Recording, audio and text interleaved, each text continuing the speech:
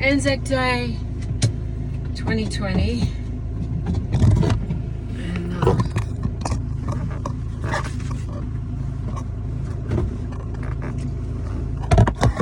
this is what I need to do. Okay, so let's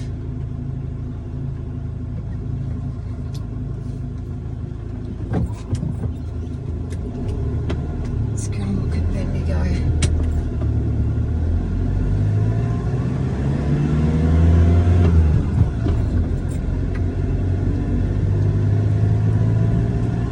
We're not quite the city of churches, but we do have a few. And this is Forest Street. This is one of the lovely old streets in Bendigo. And looks like we are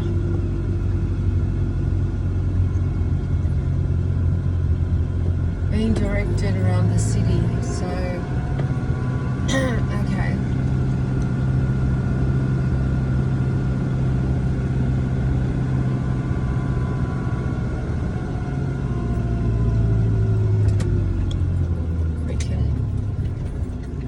We can do that.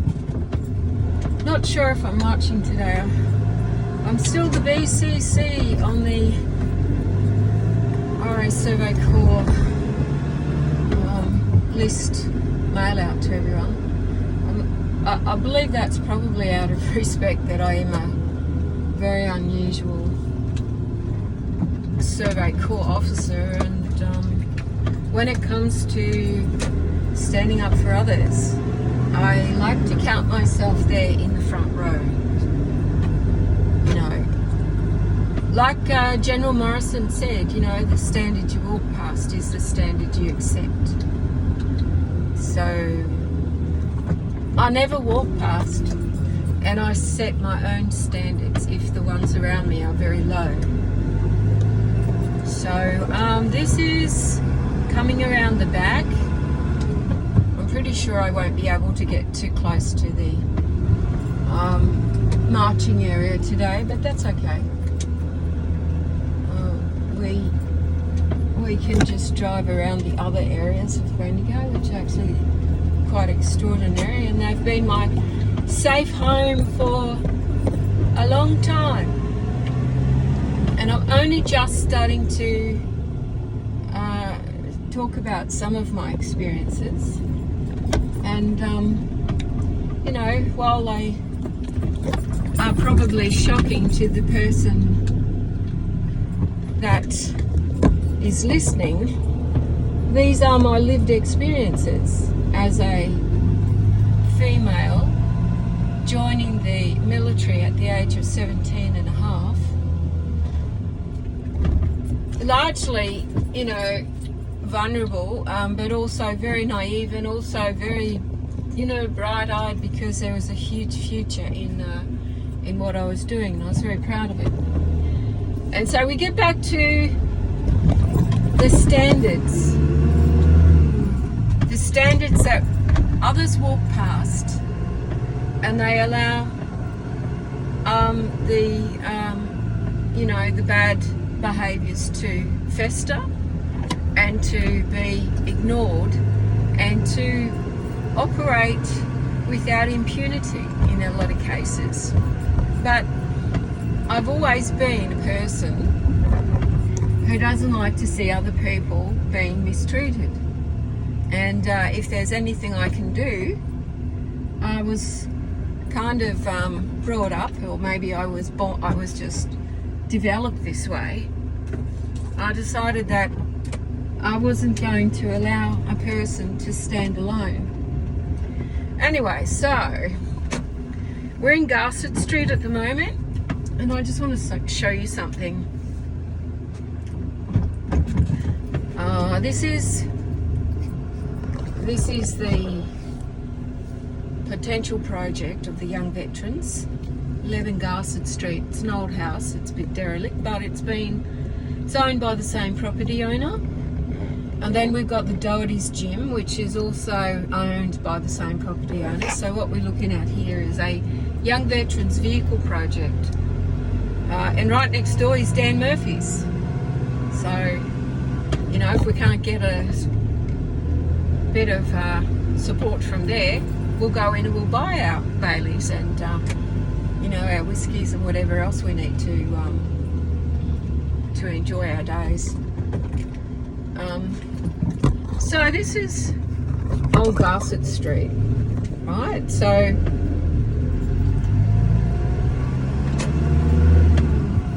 it's a lovely place. You know, you see businesses come and go from Bendigo, and mostly go because it's actually quite difficult to fit in here. Because, you know, there's a culture of silence, you know. It's kind of like, you know, some people can own shops and some people can't. And some people, you know, just don't want to let anyone else in, which you can kind of understand because it's a beautiful city. I come from Roma and we're pretty much the same. You know, everybody's suspicious of new people. You know, they're cautious of new ways, and change, you know, doesn't come easily. So, you know, we're not trying to make too big inroads here, but we are looking at a veteran centre and a veterans hub. And given that it's a very close city to Melbourne, it's also got Bendigo's got its own enormous brand new hospital, which was built many years ago, and it was much needed. We did very well throughout the COVID because there's quite a lot of doctors and medical people here. You know, there's a very small and silent and strong, you know, current of volunteers in this town. Everybody comes running when you really need it.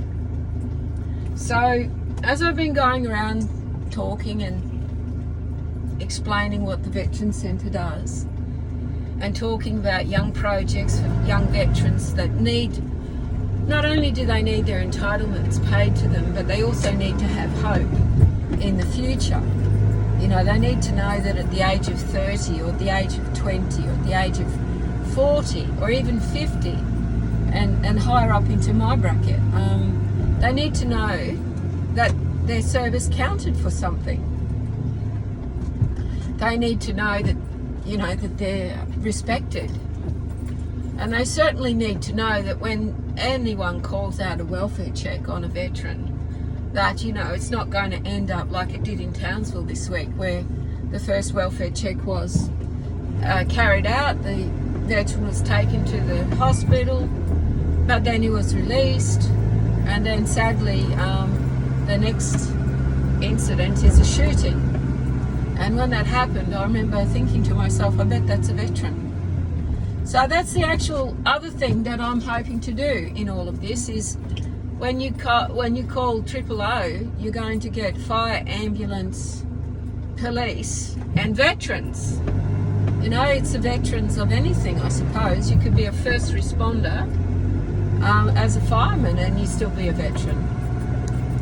It's just the way they're treated. You know, these are people who are selfless, and in many cases they really put their all into what they do, and some of them walk away from their injury claims because it's just too difficult. It's just so difficult for them to put in papers, and in the regards of the TVA, the paper trail and the paperwork and the evidence is just so vast. You know, and if you miss one document, that could be the difference between a claim being acceptable or accepted and rejected. And you know, I'm not blaming the claims officers. It's actually the paperwork trail, and I've been a bit of a fileholic for a long time. I also deal very much in documents, the accuracy of documents, not copies, but the actual documents themselves. And you know, I remember when I was a young captain, I was always saying, where's the document trail? And from being inside the system to seeing that even inside the system, some people were not very concerned about paperwork and trails and putting things properly on files. It's no wonder that all these years later, I'm still saying that these are the systems that we need to fix. And it's not as if the technology isn't there. Okay, so here we go. This is going to take you over to Long Gully and Ironbark, and these are very old areas of Bendigo.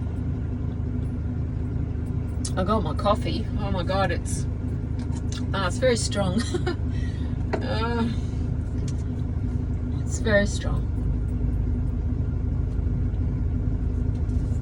Okay, here we go.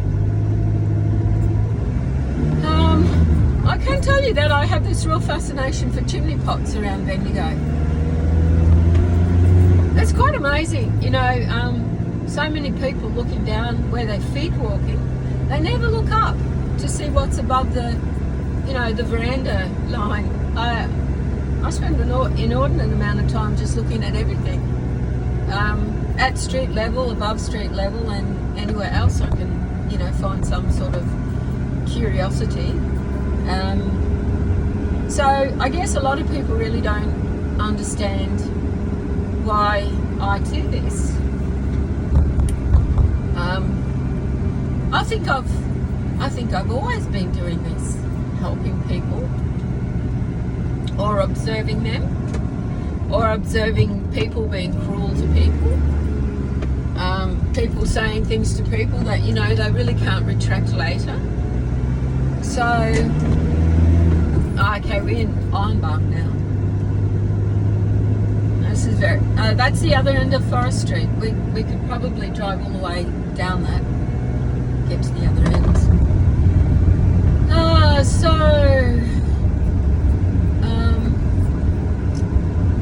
Well, yes, okay, so I'm sort of banging my tin about, you know, how people treat each other. And it's not so difficult to be having a bad day and to, you know, say something that you don't mean, or to do something that you didn't intend to. But when it comes to veterans and files and people skills and evidence and how, you know, the veterans, particularly like myself, are treated once they leave the military, it's quite a different, like, the transition from the military to civilian life isn't easy, and it's certainly not made any easier if, like me, you know, you've been arrested a couple of times for doing pretty much nothing at all. You know, some you know, lieutenant colonel that I worked for at the time just took a dislike to females in the military, and he just did not like me. And he was Armoured Corps, actually. That's nothing disparaging against all Armoured Corps people, but sometimes, you know, when there's a separation of gender in the military, you know, you have these prejudices creeping in. And in my case, you know, I looked a little bit different because my father is Czechoslovakian.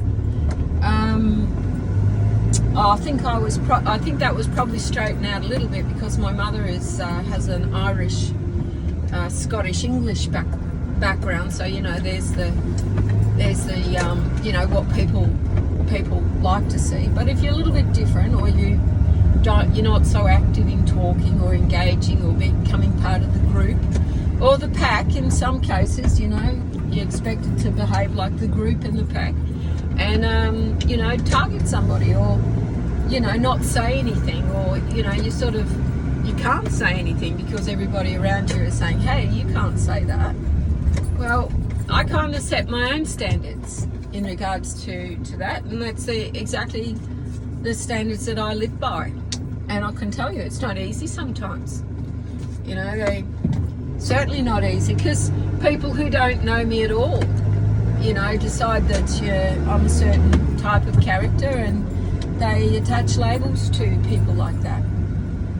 Anyway, here we are. We are at the centre. I just thought I'd, take you for a little drive and show you that I'm up to good, as opposed to if I'm silent. What's Marianne doing?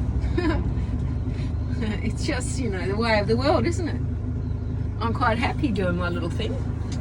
Anyway, so here we are. Thank you very much for listening.